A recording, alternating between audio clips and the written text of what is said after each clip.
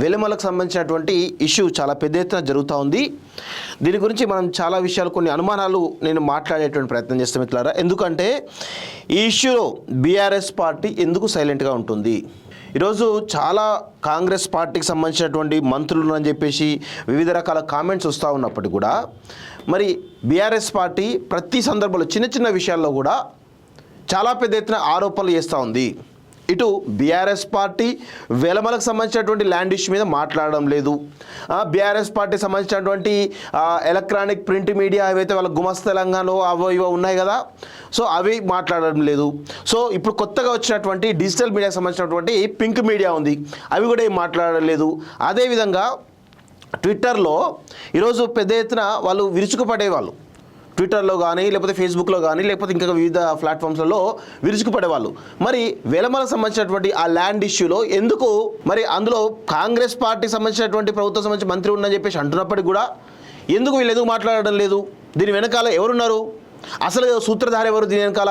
ఈ విషయంలో చాలా విషయాలు, చాలా అనుమానాలు ఉన్నాయి.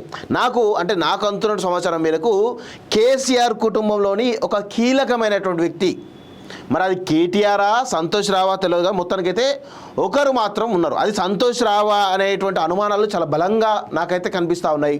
ఈ విషయంలో చాలా వరకు చీమ చిటుక్కు అన్నా కానీ బీఆర్ఎస్ పార్టీ కానీ బీఆర్ఎస్ పార్టీ సంబంధించినటువంటి మీడియా సంస్థలు కానీ ఆ సోషల్ మీడియా కానీ విరుచుకుపడతారు.